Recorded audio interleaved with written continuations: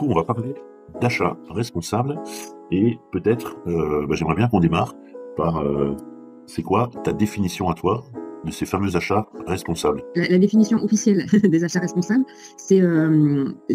on dit qu'un achat est responsable, ça se dit quand c'est un achat de biens ou de services qui minimise les impacts environnementaux et sociaux et qui favorise les bonnes pratiques en termes d'éthique entre donneurs d'ordre et fournisseurs. Mais moi, j'ajoute ma petite touche personnelle à cette définition officielle. Donc, officiellement, ils disent qu'il faut minimiser les impacts environnementaux et sociaux. Moi, je dis qu'il faut minimiser les impacts négatifs et maximiser les impacts positifs. D'accord. Pour aller un peu au-delà de la définition classique. Ouais. Donc, il s'agit concrètement de se poser suffisamment de questions quand on compare deux fournisseurs et qu'on doit faire un choix sur quel est celui dont les pratiques ont le moins d'impact environnemental et qui prend en compte le plus en profondeur possible les droits humains, les conditions de travail, etc. Donc, à titre personnel, ça peut être juste au supermarché, tu as 2 kiwis devant toi, tu te demandes s'il vaut mieux que tu prennes le kiwi néo-zélandais bio ou s'il faut que tu achètes le kiwi local. Et donc là, tu t'aperçois au moment du choix que tu te poses plein de questions de savoir, ah oui, il est néo-zélandais, mais comment il est venu? Est-ce qu'il est venu en avion, en cargo? Ah oui, le kiwi local, mais est-ce qu'il utilise beaucoup d'intrants, ce paysan? Ou peut-être que non, qu'il n'est pas bio, mais que quand même, il fait tout bien, voilà. Donc, ça veut dire que dans les appels d'offres, on va être amené à poser plein de nouvelles questions aux fournisseurs pour essayer de discriminer. Ok, alors on va venir après aux pratiques en effet. Ok, là on était plutôt sous l'angle comment on définit ces achats responsables et je compléterai ma question pour nous qui sommes des acheteurs expérimentés. Du coup, il y a quelques années, on l'entend moins maintenant, quand on disait aux acheteurs il faut faire des achats responsables, mais les achats c'est forcément responsable. En fin de compte, qu'est-ce qui a changé entre ce qu'on faisait il y a peut-être quelques années et aujourd'hui? Qu'est-ce que toi tu vois comme changement par rapport aux pratiques achats qu'on pouvait avoir il y a 10 ans ou il y a 15 ans et par rapport à celles qu'on a aujourd'hui? Il y a 10 ans, il y a 15 ans, c'était surtout... on regardait plus que le prix, on regardait déjà le prix et la qualité, mais on n'en était pas encore à se questionner sur quels étaient les impacts sur l'environnement, comment on prenait en compte les conditions sociales des personnes qui produisaient les commandes qu'on passait. On ne cherchait pas à avoir encore cette traçabilité. Là, en fait, les achats responsables, c'est une des briques aussi des politiques RSE, donc portées par les stratégies RSE des organisations. On vient aussi questionner les pratiques d'achat. Si on dit, parce que je partage ce que tu dis, mais si on dit quelque part que on est passé en quelques années du fameux QCD, qui était le qualité, coût, délai, c'est ça qu'on venait comparer aux achats. On regardait combien ça coûte, est-ce que c'est conforme au cahier des charges et quand est-ce que je vais l'avoir. Et puis on a ajouté, alors entre les achats responsables et le QCD, je crois qu'on peut quand même intégrer la dimension de valeur. À un moment donné, on s'est quand même posé la question de se dire, ce qu'on achète, quelle valeur ça produit. Et puis maintenant, on vient intégrer cette dimension d'achat responsable avec cette notion d'impact, comme tu le dis. Et c'est comme ça que tu vois un peu cette évolution. Et avant qu'on regarde dans les pratiques comment on met ça en place, si tu avais à mettre un peu des dates sur ces évolutions, c'est quoi les grandes dates qu'il faut avoir en tête là? Alors c'est aussi un peu rythmé, j'imagine, par les normes et les règlements, mais en termes de pratique, quand est-ce qu'on a commencé à faire cette bascule? Est-ce qu'il y a des dates ou des périodes auxquelles on peut se référer? En fait, souvent, malheureusement, les dates charnières, ça va être quand il y a des catastrophes, plus ou moins. Ouais. Donc, quand c'est Lafarge qui s'est fait toper en Syrie parce que son business alimentait des groupes terroristes. J'ai plus les détails. Si tu en parles dans l'article, il faudra le mettre avec les bonnes dates, etc. C'est là qu'on s'est dit, oula, mais notre argent, enfin le business qu'on fait, qu'est-ce que ça alimente derrière? Donc pour moi, ce genre de fait, c'est un peu des faits marquants. Il y a eu aussi un gros fait marquant sur les aspects sociaux, c'est l'effondrement du Rana Plaza. Ouais. Donc là, c'était en 2013, et donc c'est ça qui a fait, ça a été la genèse de la loi sur le devoir de vigilance qui demande aux donneurs d'ordre d'acquérir cette traçabilité sur l'ensemble de la supply chain. Pour moi, ça a aussi été un fait marquant. D'accord. Donc quelque part, c'est quand même les grandes lois. Donc la loi Sapin 2 aussi sur la prévention de la corruption, un des faits marquants, ça a été l'affaire Alstom, où il y a un patron d'Alstom qui a été mis en prison parce qu'il était accusé de corruption. Et du coup, en fait, dans politique économique, ça a déclenché la vente d'une entreprise, dont je n'ai plus le nom, d'une filiale d'Alstom, je crois, qui du coup ne nous a plus permis d'être indépendants Ouais.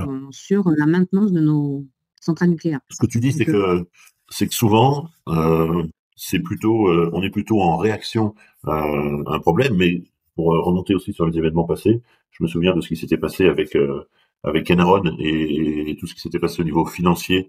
C'est pareil, il y avait eu des scandales, et c'est souvent à la suite de ces grands événements qu'on vient mettre en place des dispositifs pour améliorer et sécuriser. Hein. C'est ça un peu et on l'a vécu aussi sur oui, cette dimension. c'est ça qui génère, c'est souvent ça la genèse de la loi. Et en fait, les valeurs, moi, j'ai commencé à parler d'achat responsable en 2004, et j'ai eu l'écoute d'un patron qui était, ben, j'ai eu un patron qui était à l'écoute de ce type de. On va citer, du coup, parce que peut-être il va nous lire, je sais pas. Mais en tout Ah bon. cas, ce patron, c'est Wafik Et, Azmi Salib, qui était le patron achat du Club Med pendant ces belles années. et donc, lui, il a été à l'écoute de mon argumentaire qui était à l'époque basé sur mes valeurs. Moi, je me disais, non, mais ok, il faut acheter bien, pas cher, dans les bons délais, mais il faut pas faire n'importe quoi. Et moi, c'était vraiment mes valeurs qui me portaient, enfin, et mon bon sens, et mon. Voilà. Mais en fait, ce qui fait vraiment bouger les entreprises, et là, je l'ai constaté au Club Med et après dans diverses organisations où j'ai pu intervenir, c'est vraiment la réglementation et l'approche par les risques. Ouais. Parce que même les réglementations, certaines entreprises se disent: «Ah, il y a pas de sanctions? Bon, ben, quand on aura le temps, on s'en occupera». Mais en fait, ce qui fait quand même bouger, c'est le risque. Et le risque, il peut être de différents ordres. Il peut être un risque image, si on est pris dans un scandale, comme c'était le cas pour Nike et les autres marques de mode dans le cadre du Rana Plaza. Mais il y a d'autres scandales dans lesquels où il peut y avoir un impact et un risque image, mais c'est pas que ça. C'est aussi le risque sur la pérennité de mon business si je fais pas les choses correctement. C'est la difficulté à aller solliciter un emprunt, une subvention, si je fais pas les choses correctement, puisque maintenant ça rentre dans les critères d'attribution ou dans les critères de, de fixation des taux d'emprunt. Ça peut dépendre des pratiques ESG, donc Okay. environnementales, sociales et de gouvernance. Donc toutes ces pour moi, ce qui porte vraiment maintenant le sujet, c'est les réglementations et les risques. Ok. Alors, merci de ces points de repère, et je te rejoins. Hein. Je prends souvent cet exemple pour aller dans ton sens. On a commencé à mettre la ceinture de sécurité dans la voiture, plus parce qu'on avait peur du PV que de l'accident. Hein. C'est souvent, on disait, Oui, oh, mais là, j'ai pas loin à faire. En vérité, il y a peu de oui. choses que je rencontre un gendarme, mais peut-être un accident. Mmh. Ok, donc ça, du coup, ça donne un petit peu un cadre aux échanges. Toujours pareil, si on est sur cette échelle de temps, toi qui as observé tout ça en ayant pratiqué, j'allais dire, de l'intérieur dans une entreprise, puis ensuite en tant que consultante, à quel moment on a vraiment vu dans les organisations achats, concrètement, des personnes qui étaient dédiées à animer cette dimension-là? Tu parles de 2004 pour ce qui te concerne. Je pense que clairement, à l'époque, vous n'étiez pas nombreux. Il n'y avait pas un club des acheteurs responsables. Euh, Non, non, non. donc du coup, Il y avait même pas de direction RSE dans ouais, au niveau au des domaine. entreprises. Elle est arrivée après. Mais te dire les dates précisément après, Je me dis aujourd'hui, ouais, c'est quand même tiré par la mise en place des directions RSE, ouais, ouais, heu et par, du coup, l'obligation d'avoir une histoire à raconter sur ces sujets-là. ouais, Et donc après ça va dépendre aussi des tailles des entreprises, parce que là tu dis: «Quand est-ce que les entreprises s'y sont mises?» Mais j'ai pas les stats, mais tout le monde n'y est pas, ouais, ouais. et ceux qui y sont, ils n'y sont pas suffisamment en profondeur Ok. encore. Alors, ça c'est bien, c'est intéressant. On ouvre le chapitre un peu du format des organisations. Aujourd'hui, parce que on a tendance à dire quelquefois, mais il y a aussi des petites organisations qui ont mis en œuvre plein de bonnes pratiques, et on en rencontre, hein, toi comme moi, de temps en temps. Mais quand même, on peut se dire qu'il y a un lien direct entre la taille de l'organisation et ce qu'elle va mettre en place en termes de pratiques. En clair, plus on est gros, plus on risque de trouver une direction RSE, on risque de trouver un certain nombre d'éléments, et plus on est tout petit, et moins ça va être le cas. Là, ça peut être vu comme ça. Moi, je le perçois comme ça. Après, c'est que mon humble avis, enfin, les petites entreprises vont pas avoir une ressource à plein temps, Ouais. à dédier, et souvent ça va être porté par le patron, en fait, hein, qui va être un peu le Shiva de de son organisation, et qui va être un peu sur tous les sujets, dans celui-là. Mais mais là, les petites entreprises, je pense qu'elles vont être confrontées à une problématique aussi, c'est les demandes de leurs donneurs d'ordre qui vont vouloir pouvoir évaluer leur bilan carbone, puisque là aussi, il y aura des sanctions à l'appui si elles ne le font pas. Ouais. Et dans le bilan carbone, il y aura prendre en compte le bilan carbone de leurs fournisseurs. Et donc là, du coup, indirectement, par effet rebond, n'importe quelle entreprise va être amenée à être concernée et va devoir donner ce type de données. Donc ça veut dire que enfin, les moyennes entreprises vont devoir aussi, pour donner leurs chiffres, leurs résultats à un grand donneur d'ordre qui viendrait les consulter, ces PME vont devoir aussi solliciter quel est le bilan carbone, s'intéresser au sujet carbone on fait une petite parenthèse. Toute la chaîne de valeur. Je veux dire que quand moi je suis un acheteur, je veux contribuer au bilan carbone de mon organisation, donc je me tourne vers mes fournisseurs et je demande à mes fournisseurs. Je ne veux pas dire il y a que les gros qui sont concernés, il y a tous les fournisseurs. Donc là-dedans, je peux avoir en effet des petits fournisseurs que je devrais pas solliciter. Concrètement aujourd'hui, si je suis un petit acteur, un petit industriel, et que je dois travailler sur ce bilan carbone, je fais comment je peux m'intéresser à ce bilan carbone de manière pragmatique, parce que c'est un sujet dont on entend beaucoup parler, et moi j'ai quand même une question sur ce sujet-là. Comment je fais? Là, ton article va être peut-être en avance sur ma maturité sur le sujet, mais je t'ai dit, je vais me former en février. Là. Je vais suivre on fera la version 2. Mais ça m'intéresse parce que, tu vois, j'étais avec un responsable d'achat la semaine dernière d'une entreprise industrielle. Ils sont 150 à 200 personnes. Donc, il a mis en place dans ses pratiques achats, une dimension que je trouve intéressante dans la sélection de ses fournisseurs, dans l'évaluation des critères, même dans l'évaluation de ses fournisseurs. Mais quand il arrive sur le bilan carbone, il est un peu ennuyé. Pour le produire, pour eux déjà, c'est pas simple, hormis se payer un consultant qui va venir le calculer. Puis ensuite, pour le demander à tous ses fournisseurs, alors ils le demandent, mais j'ai l'impression que ce bilan carbone, on se passe un peu la patate chaude là du client au fournisseur, quoi.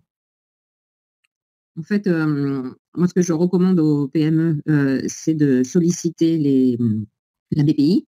La BPI accompagne les entreprises sur ces sujets-là, donc ils peuvent solliciter un financement. Je sais qu'il y a certains acteurs du bilan carbone qui sont référencés par la BPI pour... Ça veut dire que l'entreprise, elle n'est pas capable de le faire elle-même? Il faut forcément qu'elle... Oui, je pense, oui. Oui, d'accord. Okay. Bon, on fera, tu as raison, une vidéo spécifique sur ce sujet. On va revenir aux achats responsables. Donc, on se disait que, ouais, pardon. Attends, est-ce que ça marche, ça? Ouais, c'est un truc qui s'appelle décarbonation. En fait, tu vois, 6 000 € de financement pour des entreprises de moins de 500 salariés. D'accord. Il y a des subventions. Ça, c'est... Réduisez durablement vos émissions carbone. Tu as vu le petit bandeau en haut de l'écran qui dit qu'en raison de la censure du gouvernement, il n'y a plus d'aide. J'ai pas écouté le Premier ministre ou pas? Ah ben non, il n'y a pas de Premier ministre, mais du coup, c'est génial parce que notre interview, elle est très datée, et historiquement, on saura qu'on a fait cette interview pendant la période où la France n'avait plus de Premier ministre. Ok, donc bon, décarbonation, merci de l'astuce concernant BPI, on y reviendra. On revient aux achats responsables. Donc on se dit, les déclencheurs, c'est souvent la réglementation qui pousse les entreprises à aller dans cette direction. C'est souvent... Le déclencheur, et la réglementation, ce qui l'a déclenché, c'est qu'il y a eu un bug. C'est qu'il y a eu un bug, et notamment une crise, un accident, tu parlais de Lafarge, de Rana Plaza, etc. Ensuite, on dit qu'un facteur favorable, c'est, voire obligatoire pour les entreprises déjà d'une certaine taille, c'est une direction RSE, qui elle-même va aussi mettre en œuvre pour l'entreprise elle-même un certain nombre d'initiatives pour tendre à améliorer un certain nombre de points, et que du coup, le message ici, c'est que si vous êtes dans une organisation avec une direction RSE, en tant que patron d'achat, forcément, vous êtes très proche de cette direction RSE. Bah oui.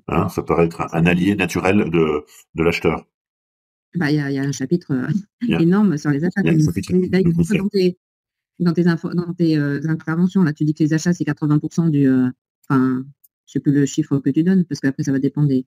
Mais les achats, c'est 80% du chiffre d'affaires en général, non? Alors, les 97, achats, je suis sûre. on va dire que dans un univers assez industriel, on peut être dans la zone des 70-75%. Après, on peut encore monter un petit peu quand vraiment on est très très haut dans des secteurs très industriels. Et dans l'univers des services, on va descendre à une trentaine de pourcents. Voilà, et on navigue entre les 50, 60. C'est assez commun d'avoir 50, 60, 60% du chiffre d'affaires de l'entreprise qui sont des dépenses d'achat, en effet. Mm. Est-ce que Donc aujourd'hui, forcément, dans le rapport RSE, c'est un chapitre énorme. Ouais. est-ce que dans ce que tu vois dans les entreprises, j'ai deux. La première question, c'est, en fin de compte, allez, ok, je suis un patron d'achat d'une plutôt petite entreprise. Ça veut dire que je suis pas très en avance, mais je suis quand même sensible à ces sujets-là. Je veux mettre en place un plan pour me mettre un peu au niveau. J'ai pas forcément beaucoup de moyens, hein, puisque c'est aussi le cas à la fois des petites entreprises et des organisations achats, y compris dans les grandes entreprises. Comment je passe à l'acte de manière concrète là? C'est quoi les quelques pistes? Ce matin, j'ai envie d'y aller. J'ai envie vraiment qu'on mette en place, par exemple, une politique achat responsable, qu'on structure un certain nombre d'éléments. Je fais quoi? Comment ça démarre, ça, cette mise en place? Donc le point de départ, c'est vraiment de se poser et de cartographier ses risques. Donc le point de départ, c'est de regarder, et c'était l'objet de mon dernier un petit webinaire pour le compte de l'AFNOR la semaine dernière, où j'expliquais comment choisir par où on commence. Donc je me pose, je fais la liste de toutes mes sous-familles d'achat, de toutes mes catégories d'achat, et là je vais m'interroger sur, alors, est-ce que cette catégorie, elle a un impact déchets, un impact carbone, un impact pollution REO, un impact consommation énergétique, consommation d'eau, un impact social potentiel, etc. Donc, je vais aller essayer de, plus ou moins intuitivement, mais aussi à l'aide d'outils qui existent, hein, qui sont en open source, essayer d'évaluer quels sont les impacts de chacune de mes familles d'achat. Et donc là, ça va m'aider à me dire, ah ben tiens, entre les achats numériques, les achats de prestations de services, les achats de production, mais ou les achats de travaux ou autres, eh ben, voilà, j'ai fait un espèce de ranking, de priorisation par mes impacts environnementaux et sociaux potentiels. Donc ça va déjà me donner le titre du premier sujet par lequel je vais commencer. Ok. Et je vais aller sur ce sujet-là, questionner mes fournisseurs de manière plus profonde. Enfin, je vais aller plus en profondeur, aller enquêter sur leurs pratiques environnementales et sociales pour être rassurée, d'un certain sens, sur, voilà, par rapport à tous les impacts que j'ai identifiés, bah, eux, ils font tout ce qu'il faut pour me rassurer sur le fait que ce risque n'adviendra pas parce qu'ils ont mis tout en œuvre. J'ai identifié un risque social et là, je me dis, ben, sur une prestation de travaux, ah oui, mais je lui pose des questions sur ses pratiques. Il me dit, ah, mais moi, j'ai tous les EPI, tous les exosquelettes pour aider, mais voilà, je fais ceci, cela. Et du coup, je me dis, ah bah voilà, il est venu, il vient me rassurer. Donc, le soumissionnaire Toto, il me rassure plus que le soumissionnaire Tutu. Donc, je vais aller bosser avec Toto. D'accord. Donc, tu dis, étape numéro un, on prend ses principales familles d'achat, on va prendre son palmarès fournisseur et on vient étudier les risques sur l'ensemble de cette zone-là. Ok. Ensuite, on Vas-y. évalue Ouais. les impacts environnementaux et sociaux. Ouais. Ensuite, on va en déduire quelles sont les nouvelles questions à poser à ces fournisseurs pour en déduire des critères de discrimination des offres. Ok. Donc là, du coup, ce travail, il va nous permettre de dire, dans nos consultations, dans nos appels d'offres, on fait évoluer ce qu'on demande aux fournisseurs pour pouvoir les choisir. C'est ça? Voilà, Ok. voilà. On va enrichir nos grilles de sélection de critères environnementaux et sociaux et éthiques, Ouais. ce qui va nous permettre d'aller vers le mieux-disant de ce point de vue-là. Ouais. Et ça ne nous, comme dans les réponses, il n'y en aura aucun qui sera parfait par rapport aux attentes de décarbonation ou des attentes de protection des neuf, enfin, ouais, comment on dit, de mitigation des 9 limites planétaires qu'il ne faut pas dépasser. Je ne sais pas si tu as envie d'en parler dans l'article, mais il n'y a pas que le carbone, il y a tous les autres enjeux sur l'eau, sur la dégradation de la biodiversité, etc. Donc en fait, comme aucun des soumissionnaires sera champion du monde sur l'ensemble de ce sujet, ce qui est de mon point de vue hyper important, c'est dès le début de la relation commerciale, mettre en place une logique de plan de progrès Ouais. pour que année après année, on tende vers Ça, c'est le important. meilleur. C'est important ce que tu dis parce que ces plans de progrès, on sait à quel point c'est un formidable outil de développement des fournisseurs, et donc du coup dans notre intérêt, hein, au-delà de développer le fournisseur. Mais souvent, on les aborde de manière trop coercitive ou en réaction à des problèmes. Souvent, on dit, bah nous, on met en Non. place des plans de progrès. Voilà, là, on est dans une dynamique différente. C'est qu'on est à un niveau A, on veut aller à un niveau B, et du coup, on va se donner un plan Oui. d'évolution. C'est ça. Hein.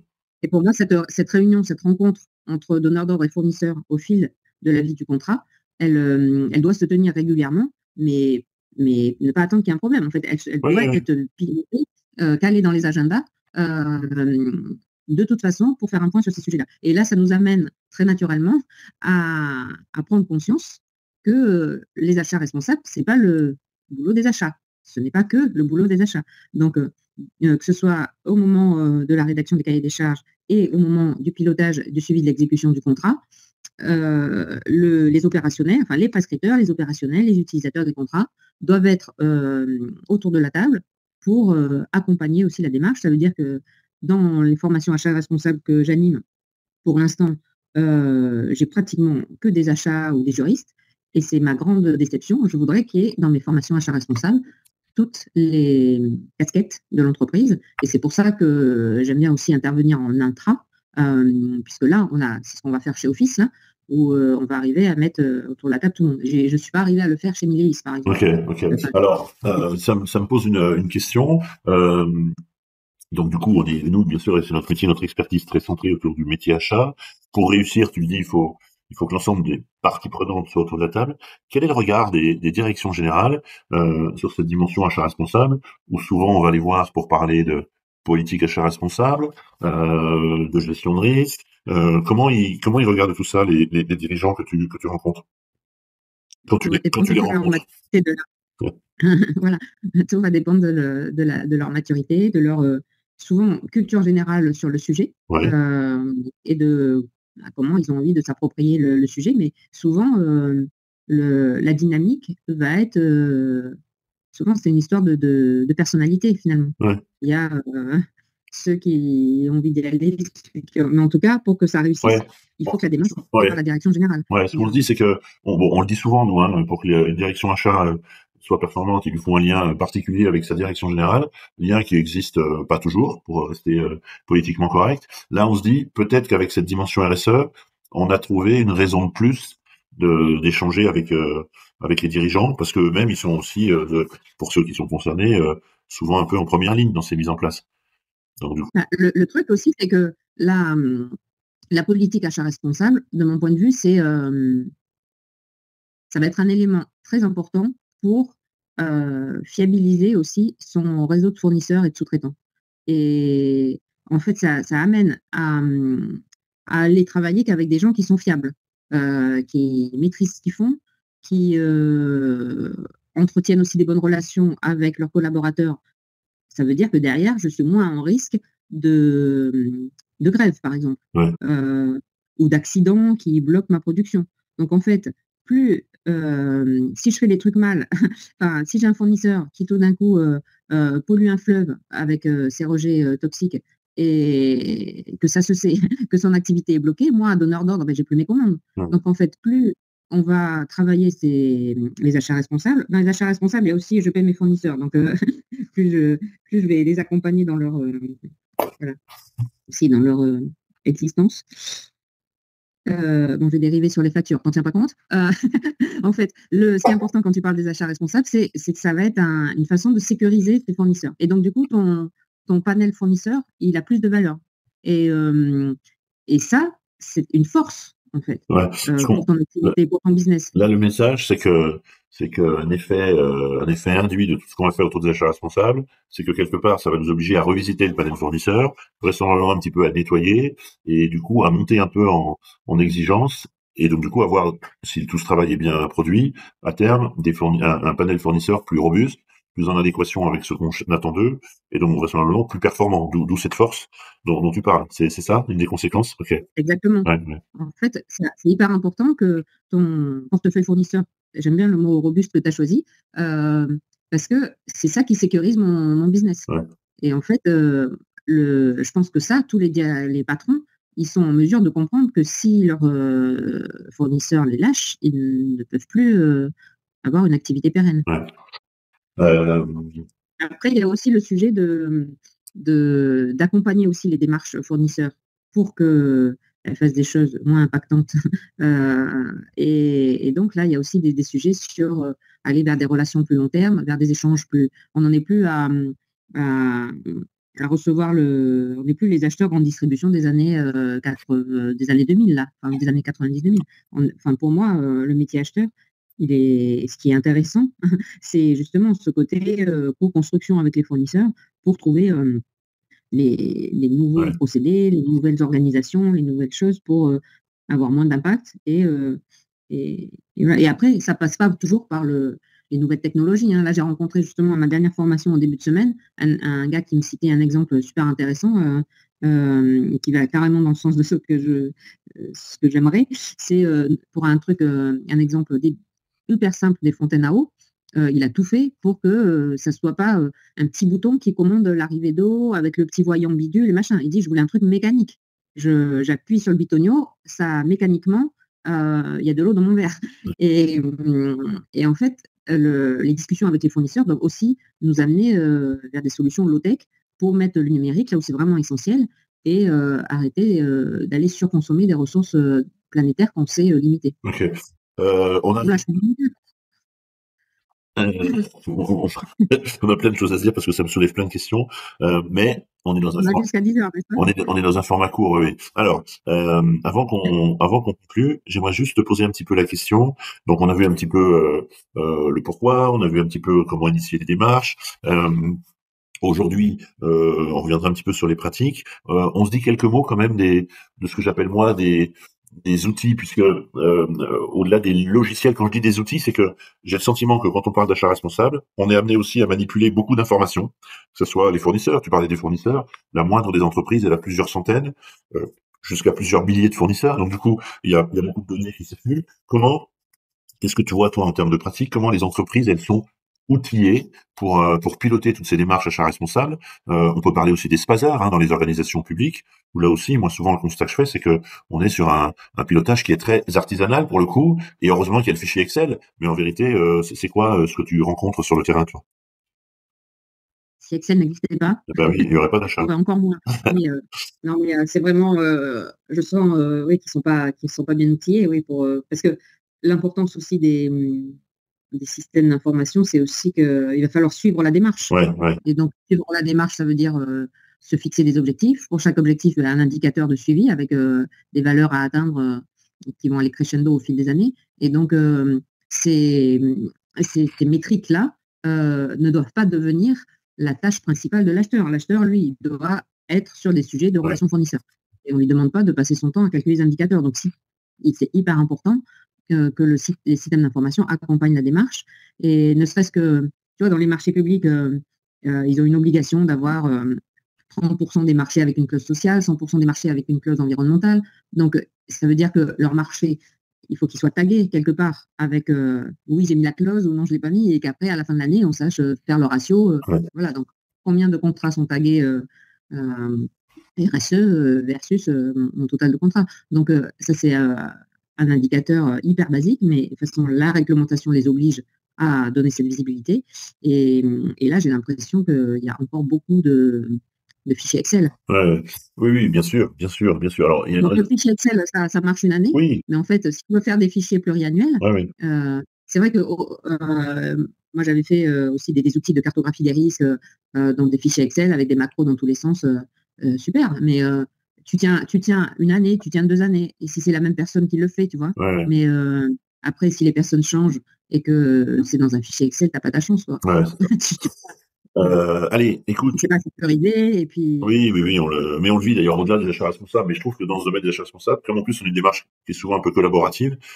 Alors, on arrive à la fin de cet entretien qui en appellera d'autres. Du coup, on va se faire une petite émission le vendredi matin. Tous les vendredis matins à 9h, on se fera un petit call. Mais déjà, on va faire une émission de radio. Avant de terminer, j'aimerais, c'est bientôt Noël, du coup, et je me dis c'est le moment où on prend un peu de temps pour soi, on passe du temps avec les autres, on se pose des questions. Est-ce que tu aurais une lecture ou des vidéos, ou des podcasts, ou un film à nous conseiller qui soit pas spécifiquement sur les achats, mais qui soit un peu dans ce thème qui nous est cher. Qu'est-ce que tu nous conseilles avant qu'on termine l'échange tous les deux? Faire la promotion de la bande dessinée de Jean Covici. T'as pas besoin de faire la promotion parce qu'il en a déjà vendu 1 million, donc du coup. Oui. Maintenant, on pourrait se lancer dans une BD sur les achats responsables. Bon, allez, alors du coup, là, je pense qu'il y a un créneau là. Écoute, c'est ce qu'on va faire. Je note l'idée. Moi, ça me plaît bien. Ça me plaît bien parce qu'en plus, j'ai envie d'écrire, j'ai envie de transmettre. Donc, c'est un beau sujet. En plus, ça pourrait être sympa de le faire avec toi. Mais du coup, ce qu'on va quand même dire à ceux qui nous écoutent, c'est que c'est pas disponible. Hein, c'est disponible en précommande. Et s'il y a beaucoup de précommandes, promis, on le développe. Hein, on va faire un Kiss Bank ou un Ulule pour récupérer de l'argent. Bon, super. Écoute, on a plein de choses à se dire et promis, on va se le dire. Là, c'était une première séance pour un peu poser le sujet, poser quelques points de repère. On va y revenir parce que le sujet est passionnant à titre personnel et humain. Et puis, je trouve que c'est un sujet qui peut aussi aider les organisations achats à prendre la place que peut-être à certains endroits ils n'ont pas réussi à prendre sous l'angle économique, même si ça peut paraître bizarre. Ça suffit pas de dire que on fait 60% du chiffre d'affaires de dépenses. Ben, pour autant, les acheteurs sont pas toujours autour de la table là où devraient être. Peut-être que sur ces thématiques-là, RSE, ben, on peut espérer, voilà, c'est peut-être une autre manière de venir jouer un rôle. Donc ouais, c'est une bonne idée. Écoute. Les gains, ça limite. Hein. Ouais, ça limite. Et l'amour dans tout ça. Et l'amour. Bon. Alors, Marie-Hélène, merci. Puisque c'est la période, passe de belles fêtes de fin d'année et on se retrouve bientôt pour la suite de nos aventures.